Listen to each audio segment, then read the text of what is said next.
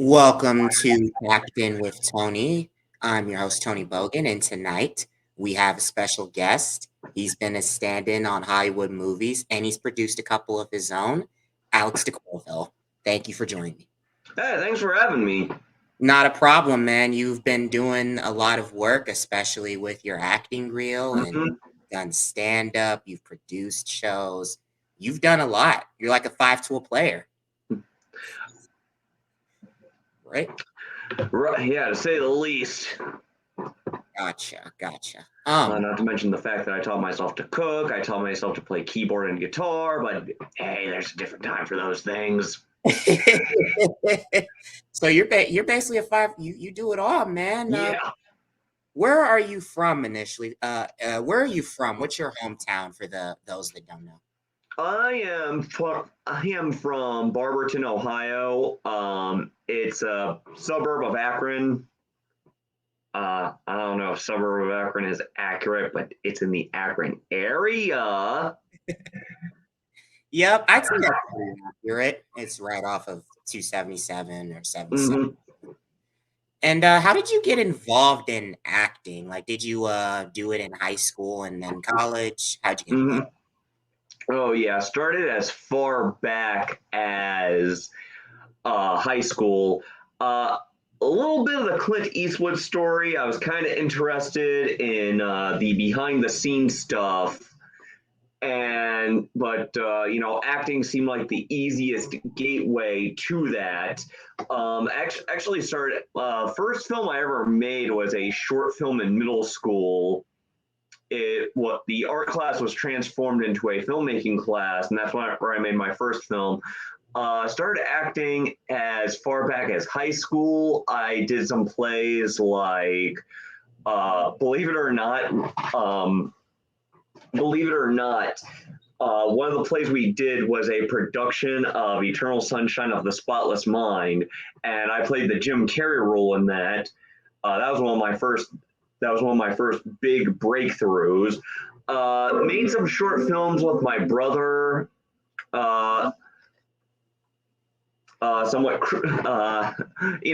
Basically, like, imagine if you've seen the show Home Movies, a lot like that. Acted in stuff like Up the Down Staircase and Tell Me That You Love Me, Junie Moon. Kind of took a break when I was in college to focus on my studies. I did a few college shorts. I did a few shorts with my friends, a few on-camera stuff that I was called to do. Mainly got back into it after I graduated with my first feature, Research the Musical.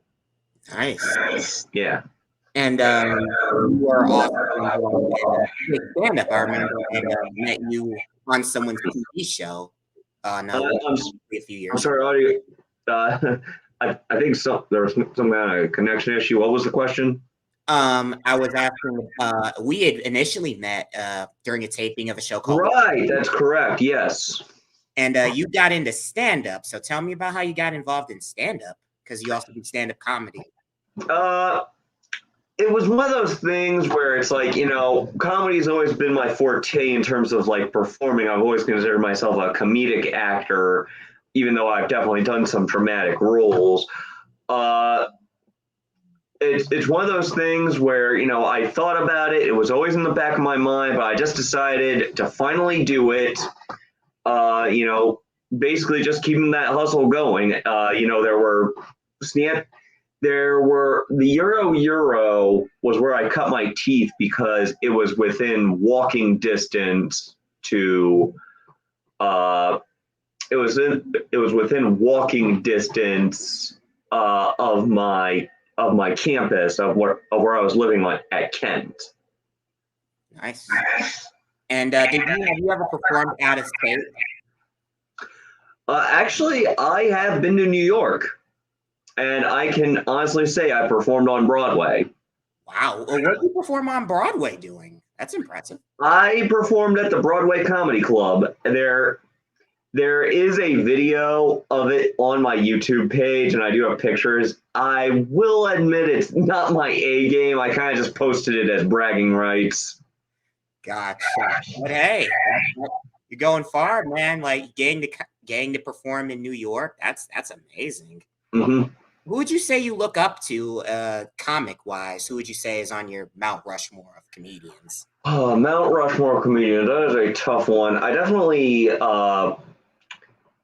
feel like I took a lot of influence. Well, George Carlin is probably my favorite comedian ever. It used to be a certain comedian we don't talk about anymore. Like I remember one time, one of my friends, when I was talking about when people were talking about what a d bag people like J.K. Rowling and Graham Lineman have proven to be, and how I'm a fan of some of their stuff. Like I will admit I still kind of enjoy their stuff, even though they are total d bags. One of my friends was like, "Hold my root beer." I used to be a Cosby fan, and I was like, "Hold my root beer." I've seen Cosby live. Uh, but big George Carlin fan, and you know, I I was recently I posted this on my Facebook talking about how people often overlook the fact that Carlin, no matter how bitter he got, he's one of the few comedians of his ilk who, even at his bitterest, the man would just break down and get silly. I definitely feel like I kind of borrowed from some of his absurdism aspects of his set. Uh, definitely more than his social commentary. I definitely feel like I've taken some cues from Dana Carvey. His Critics' Choice special is one of my favorites. I I remember they would show that all the time on Comedy Central, and I think that influenced a lot of my comedy. I mean, he does voices. He's he does all these voices. He does like silly stuff, and you know, Rodney Dangerfield is another favorite, though. I don't know how much he's actually influenced, because the man was just the king of one-liners, and anyone who's listened to my material knows I'm not. I'm not a one-liner guy. Gotcha. You like to tell stories with your comedy. Yeah, I tend to tell stories. I do character work. Um, some of my stuff is some of my stuff is a lot of my stuff is called from real life experiences. Like my ticket story is based on not just a real incident, but a combination of incidents of getting pulled over by the police. Gotcha. I mean, it's one of those things where it's like real life hands you situations, like the situation where like the story about the cop asking me all these weird questions and even wanting to see my fingernails, that actually did happen to me. I mean, that's just one of those things where it feels like real life is handing you something. Like, why is this cop asking me what I had for breakfast and when I went to bed and all this other stuff? I suspect he was trying to see if I was on the influence of something and trying to see if I could keep my story straight. But I will admit I was kind of conflating. My ticket story is kind of conflating different incidents, because there was another time where I really was pulled over. Like it was just for a plate light that was out, but the cops still searched my car. And the cop did just bluntly ask me if I was carrying any illegal weapons or drugs with me. I mean, how do you hear something like that and not just think, well, since you ask? Yeah. Gotcha. And another note on Carlin. In my mind, Carlin is one of those guys who is a philosopher who happens. Mm-hmm. That's what like one of those good comedians are. And speaking of which, we're going to switch gears here. You actually produced your own miniseries called Mhm. Pinheads about a decade ago. Tell me how that all came to play, how that all came together. The idea of Pinheads had always been batting around in my mind. Uh, the idea for the show probably comes from a conflation of a summer where I spent a lot of time watching Cheers and watched the movie Kingpin probably like once a week. I feel like there was a summer where I was straight up watching that and UHF like weekly. And the pilot I first made it. I wanted to work on it. I have to give credit to Liam Higgins, and literally did give him credit. He is credited with. I did give him a story credit because I wrote several scripts that I hoped I was going to take farther, and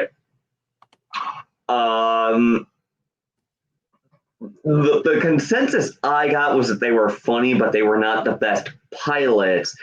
And Liam gave me the idea for a story that split the difference between it's one of those pilots that it's not an origin story, but it definitely sets everything up. And that was the first project I worked on, working on the. That was the first project I worked on, working on the pilot, and unfortunately, the pilot did not do much for me.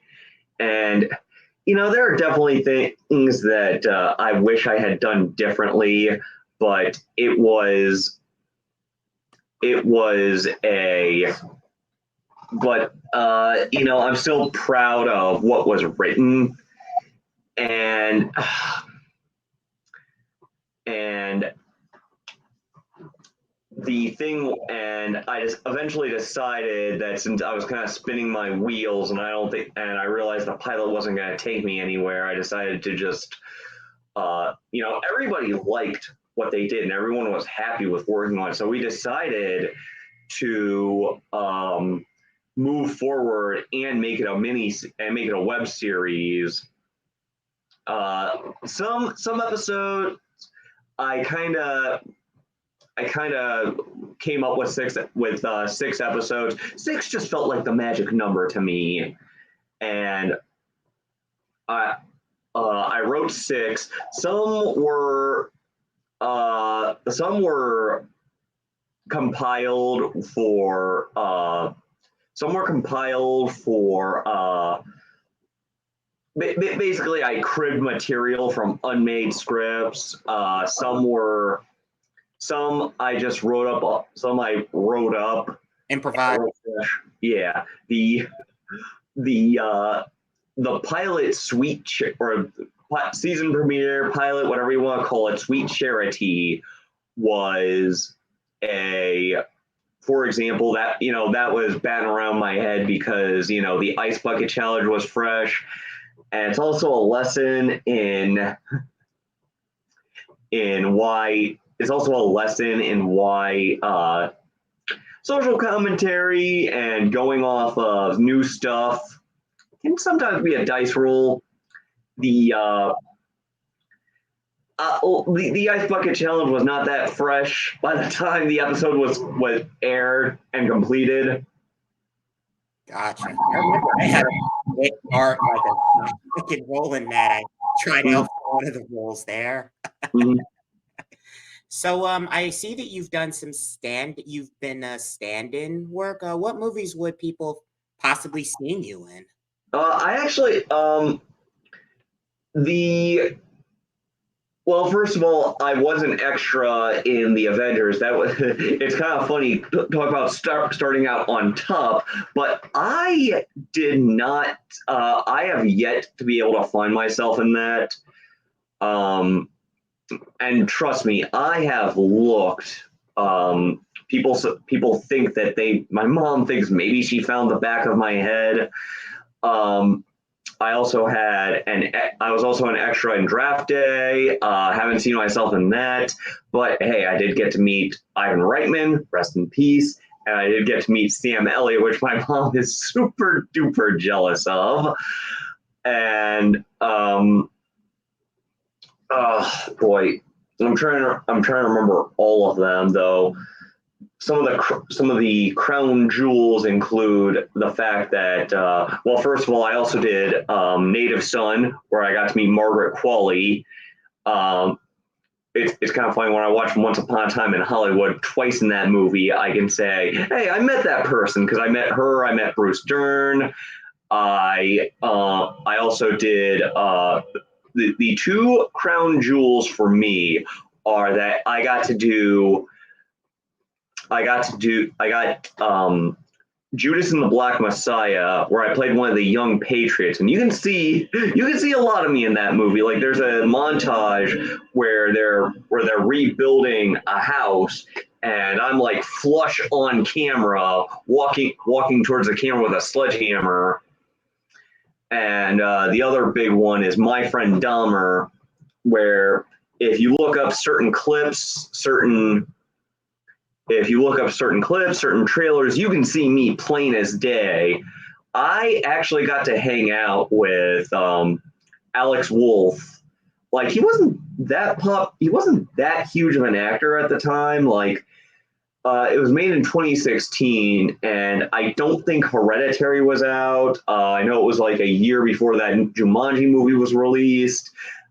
So every time I see Alex Wolff in a movie, I'm like, hey, I played Duck Duck Goose with that guy. Very chill set, I might add. Nice, nice. And I also see that you were part of Channel Awesome at one point. You had Mhm. a guy in his pen, and you were part of the Angry Video Game Nerd movie. Mhm. What can you get more of the staff on Channel Awesome? I did. I briefly had a show called Movie Questions Answered. Um, I retired it because it was pretty hard to juggle a show like that with my film work. I mean, I'm pretty happy with it, but also part of it was I feel like a lot of people were kind of missing the point of my show. Like it was a joke, it was all joke answers, and I kind of feel like people were wanting me to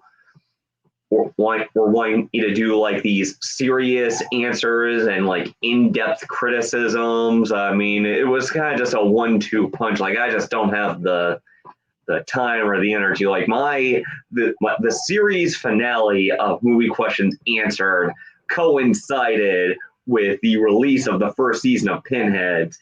If that gives you an idea of where I was focusing my priorities. Yep. I see that Pinheads lasted from 2014 to 19. And tell me about Science Boys High School Reunion. How did you put that together? And how did you guys finish that movie? Because I know it finished in 2020, but then you had the COVID-19 pandemic that threw everything. Oh yes, I'll get to that story. The idea of Science Boy actually originated a long time ago. Like I wrote this script that was like more of a Zucker Brothers general spoof of superhero movies. Um, I'll be honest, Science Boy had been batting around in my head for a while because I felt like because in the original script, Science Boy was just a sidekick, and since you mentioned Channel Awesome, I gotta be honest, I pretty much forgot this interpretation myself that the whole thing that I kind of got the idea while watching a Linkara video where he was talking about how broadly defined science is in comics and stuff. Like he was talking about there was a science convention, and I remember some other jokes about like science group and stuff like that. And I'm like, wouldn't it be funny if there was like a science superhero and he was just a spoof of how broadly science is in things. And for anybody wondering why Science Boy's powers seem so nebulous, that's one of the reasons. I was actually watching a Linkara video, and he mentioned that, and that kind of jogged my own memory. Like, oh yeah, that's what was on my mind when I created this. And with that script that was more like the Zucker Brothers thing, I don't want to talk about all my ideas they were because I do see me picking up some of those pieces later. Like I was talking about them. I was talking about the character that Science Boy was a sidekick to, and one of my friends was like, "Why is that guy not in the movie?" So that's one of those things that might be an idea down the road. And I well and the idea had been kicking around in my head because I definitely felt like Science Boy was the part of that script that came alive, if you know what I mean. And the idea had been batting around my head. One time in about 2017, I got this wild hair for writing like a raunchy Animal House style comedy. I don't know, some kind of like party movie. And I was thinking about it, like different ideas, like reunions, like I don't know, maybe Science Boy's like a character at this reunion. Then it just popped like a bolt of lightning. Wait a minute, what if it's his reunion? Because I just thought about all the different ways that jokes could like write themselves. And many of them are in the movie, and like I wrote an outline, I wrote a script like that. Like I can honestly say that I wrote my first draft in like 8 days, and it is just so rare for me to write something that inspires me that much. Like I'll admit that I've tried cribbing my material from other abandoned projects into future projects, and they still don't come to me. And like I don't get things from here to paper as quickly as this came to me. And I wrote my script. Bear in mind, I was still in the middle of filming season 2 of Pinheads. Like, I believe that we had just started. I forget how far we were into season 2. I think maybe we had filmed like one or 2 days at best when this bolt of inspiration hit me. And I so that was actually kind of a benefit. There's a Japanese expression: if you chase 2 rabbits, you won't catch either of them. So it's a good thing that I actually did not begin my filming of Science Boy right away, because that bought me some time to get some feedback on my script, make it better. I hate to spill the tea, but films often are made by committee. Films are a collaborative effort. And I have a billion stories about how people have pitched me ideas. I mean, season 2 of Pinheads, half the episodes, there's at least story credit from the cast. Like Rance, Chris, and Liam are all credited with at least have story credits for different episodes for various reasons. And I started, the influence of other people, especially my friend filmmaker Craig Knowles, saved me. I mean, if I can give some advice, I definitely recommend you're as Stephen King once said, if you're going to be a writer, you're eventually going to have to live with the fact that your friends are going to give you the scarlet letter of being that guy. I would give basically my elevator speech of the film to several of my friends who would listen. And my friends who are not in the film business, some of them had pretty good ideas, and some of them had basically the same ideas and observations that like my professional filmmaker friends had. And all of these things eventually got me a screenplay that I was proud of, and the screenplay was actually a quarterfinalist in the Kino Dome International Screenplay Competition. Something that I like to show off in my when I made a pitch video for crowdfunding.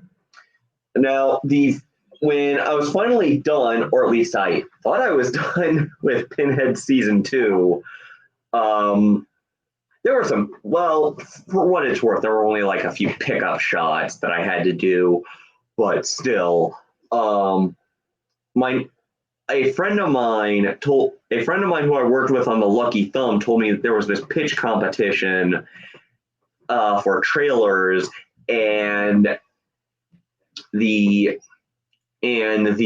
trailer, and so I threw together this quick proof of concept trailer. I wrote the script. We were able to film it in 2 days. My friend Tim Hale was the cinematographer on that. I believe it has gone public. I believe I did post it to the Science Boy fan page. I did not post it publicly for a while because I did not want people to misinterpret this proof of concept trailer for a real movie that was on the horizon. And you can see there's a different there. What's interesting about it is there's a different Killjoy, a different Scott. Jackie and I were the only people who were the same. We even used the same. We still had "I'll Remember You" by the Twist Offs as the theme song, though. Unfortunately for me, I don't know what happened. Like, I thought maybe I misinterpreted the deadline. Maybe there were, I forget, or I think there were like X amount of people who were allowed to enter the contest, and unfortunately, that proof of concept trailer didn't allow us to enter the contest. But at the same time, it's like, hey, I've got this proof of concept trailer. I can use it to pitch to people. Luckily, I did remember I worked with this film crew, Chances Are Productions, on a short film in 2017. Ironically, working on that film that I met my future collaborators with, I missed my actual high school reunion. Wow. I remember these people, and they offered me an amount to make the movie that was such a generous amount. I almost spat out my water. And raised the money. A lot of it was self-funded. We got a pretty good chunk of change on. We got a pretty good chunk of change through crowdfunding, but there was still a lot of. I had to sell off some of my video games. Like, if you ever heard of the video game Hagani, that is a very valuable Super Nintendo game that I had to sell off. Don't worry too much. That was kind of in the plans. That was kind of like my planned rainy day fund. But I did also have to sell off Chippendale Rescue Rangers 2, which was also worth some money. And I had to sell off video games. There were crowdfunding events.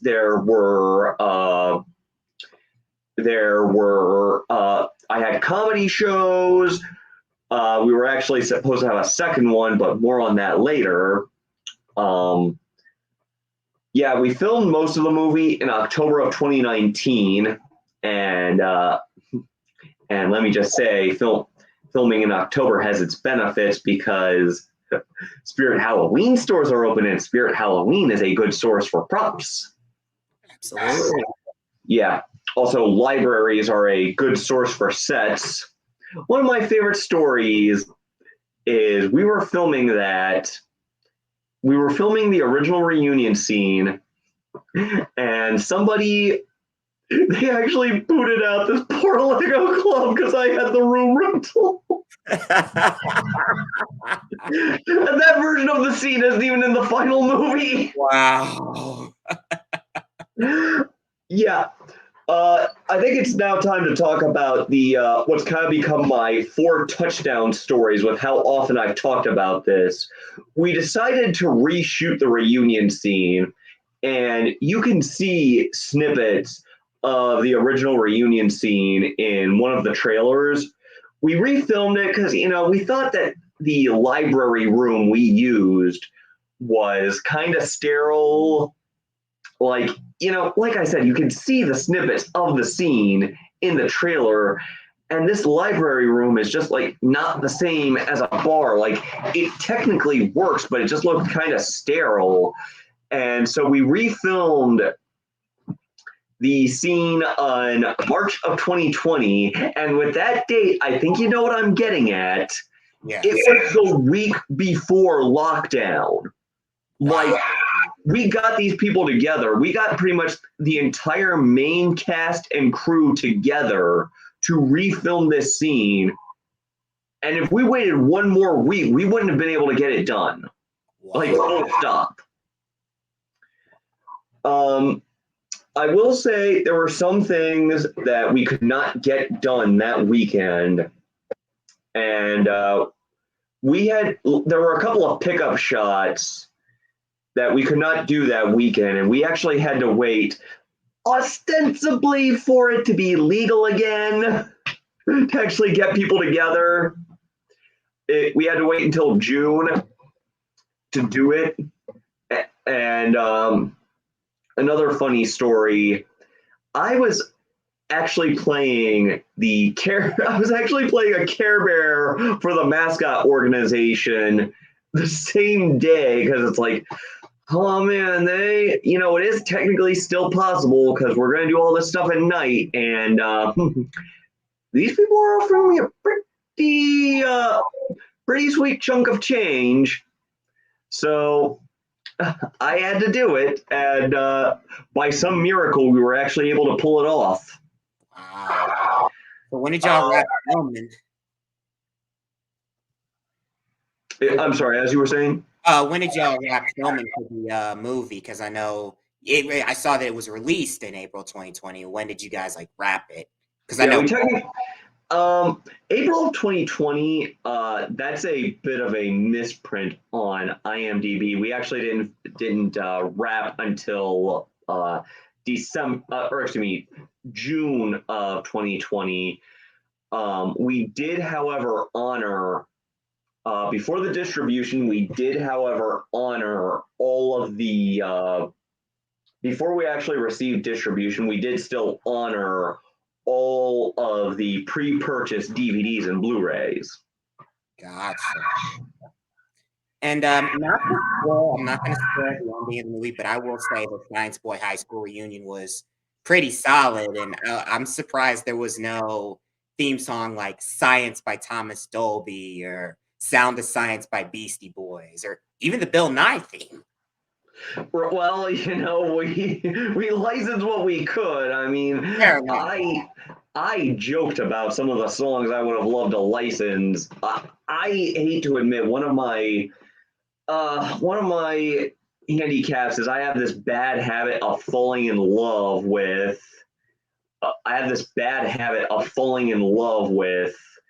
My temp themes, like the basically stuff you use as filler music.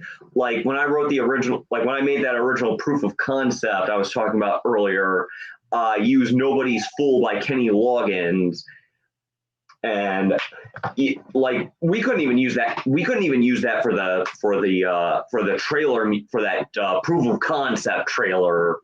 So what we could license was what we could license. But I'm still quite pleased with the music we got. Like, Stephanie and I both had a hand in licensing the music, and towards the end of 2019,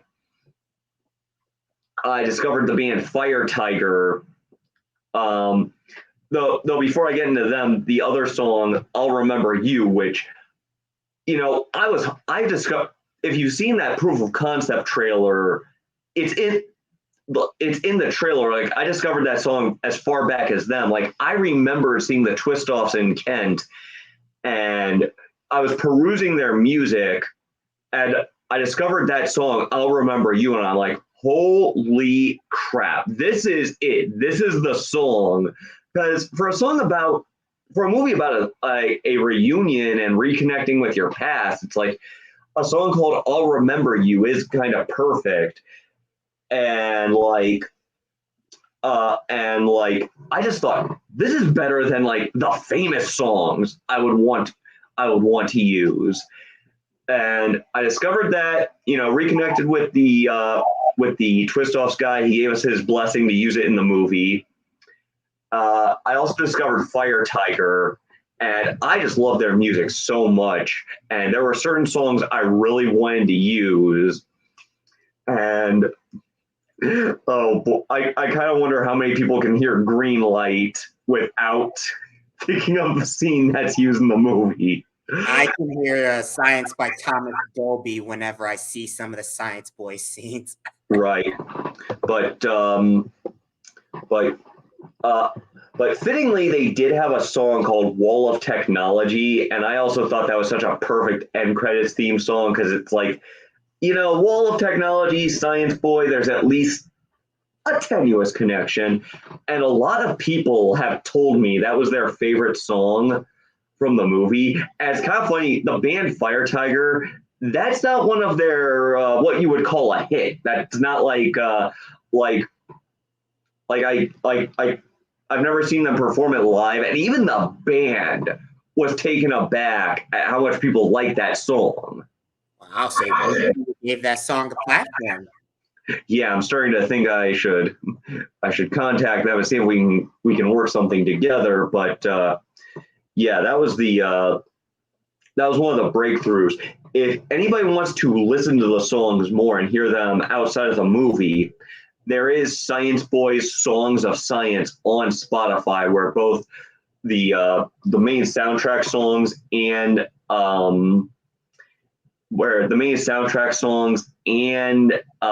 the songs from the Christmas special are on there. Because I'm not making two set lists,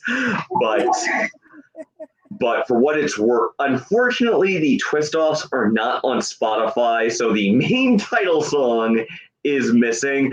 I have fleetingly considered doing what you've been suggesting and putting like a stand-in track on there, but it's like that just doesn't seem kosher to me. Fair enough. And speaking of that, you also have got a couple specials that spawn from the movie, and you've got some more works in the future. So tell us more about that.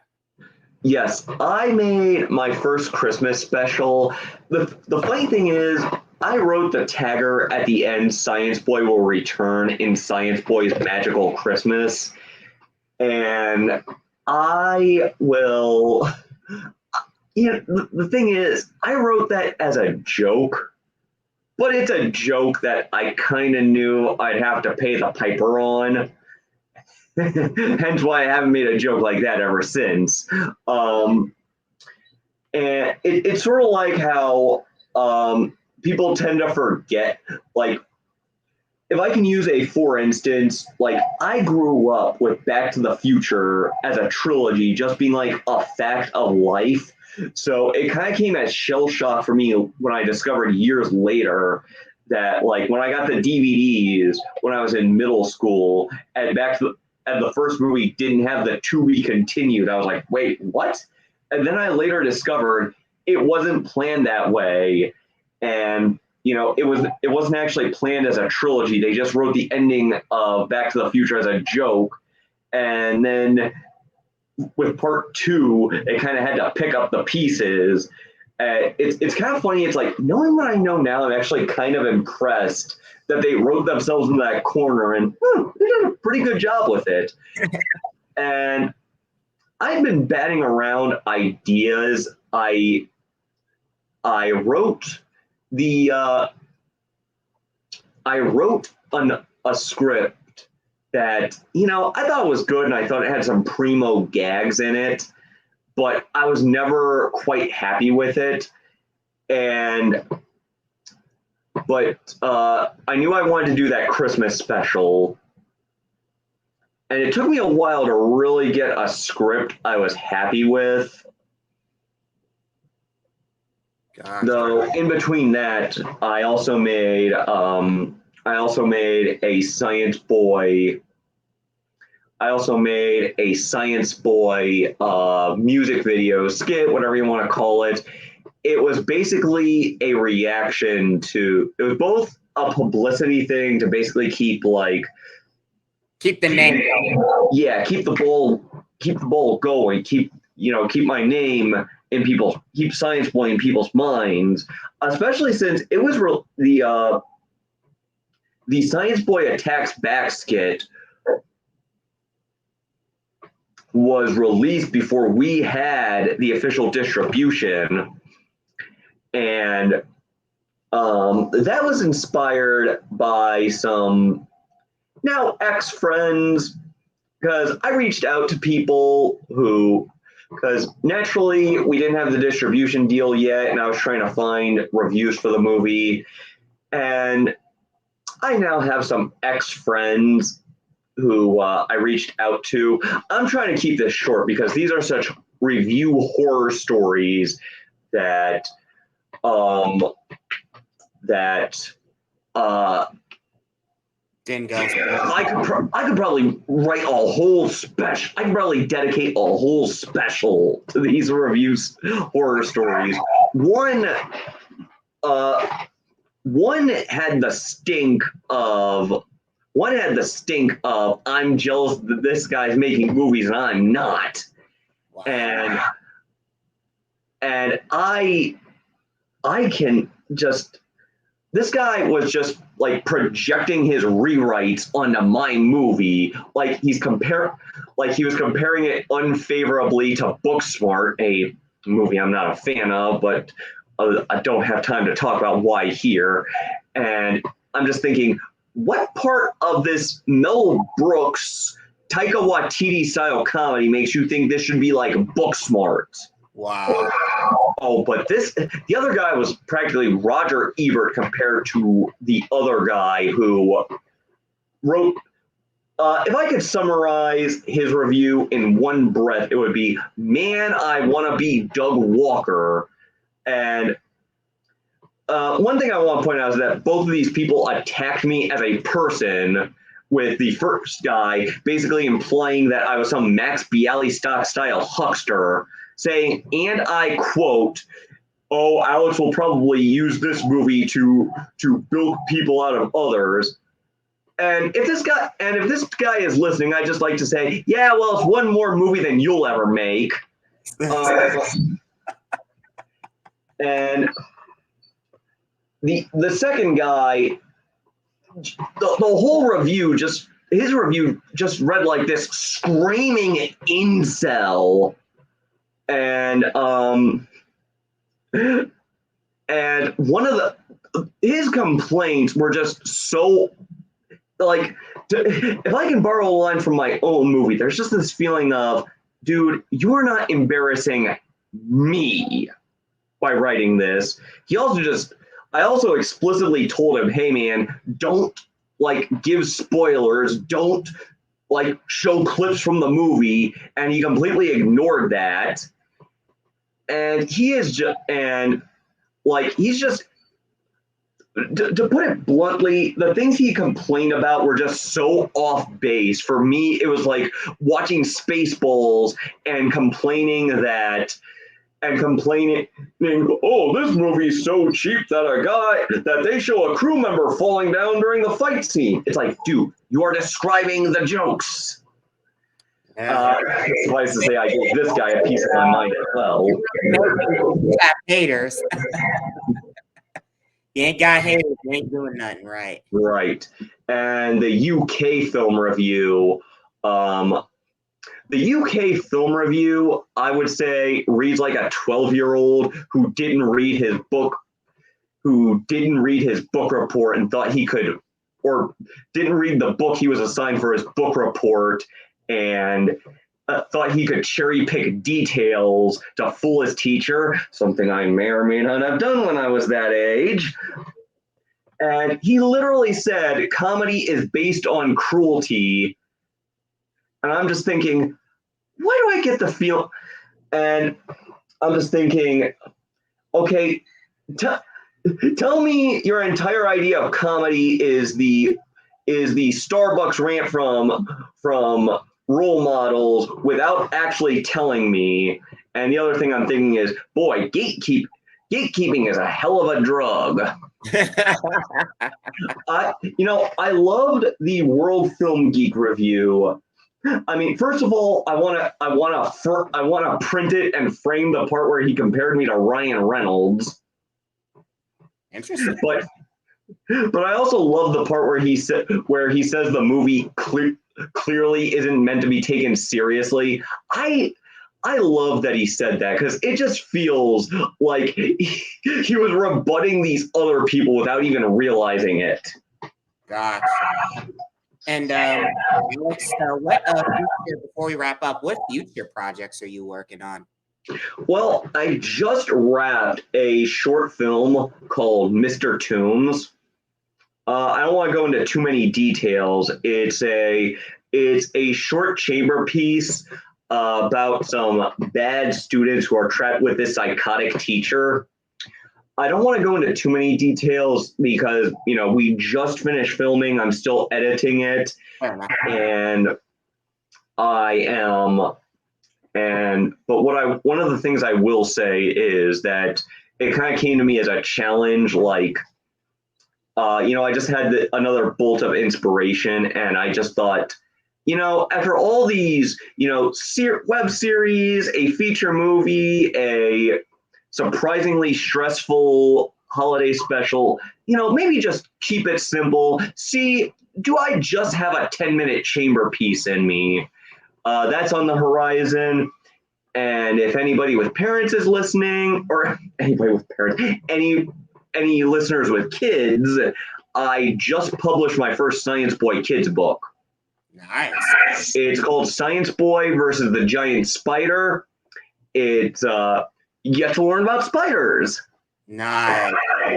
Alex, before we wrap up, you've got any advice or got any places where people can see your work? Floor is yours, man. Well, my advice, I'm inclined to agree with something John Bon Jovi once said: map out your future, but do so in pencil. I have had, be prepared. Filmmaking is in this business is the art of learning to do things on the fly. Like I have legit had to recast roles on the fly because people bailed on me last minute. I've had to rewrite things on the fly. I've had to make things extemporaneously. But for anybody who wants to see all the stuff we're talking about, there are so many different ways to watch Science Boy's High School Reunion. You can watch it on Amazon. There is a paywall if you watch it on Amazon or Vudu, but you get to watch it ad-free.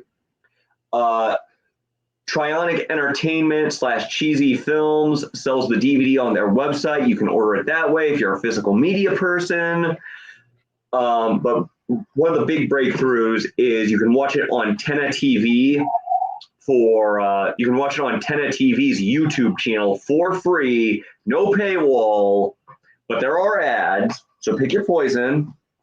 Pinheads, as of this recording, is still on Amazon Prime. Again, there's a paywall, but I'm emphasizing this recording because I know a lot of people who have straight up been gutted and their work is just gone. So I'm kind of counting my blessings in that department. But you can also see the Science Boy Christmas special, Science Boy's Magical Christmas, as well as Science Boy Attacks Back. Both of those are on my personal YouTube page. If you watch any of these, please comment, leave reviews. All of that stuff helps us. Same thing. If you're watching this on YouTube or you're listening to this podcast on Spotify, Google Podcasts, wherever streaming, and download or make sure you subscribe to the YouTube channel, comment, rate, all that stuff helps. Alex, thank you for coming on the show today. Hey, thanks for having me.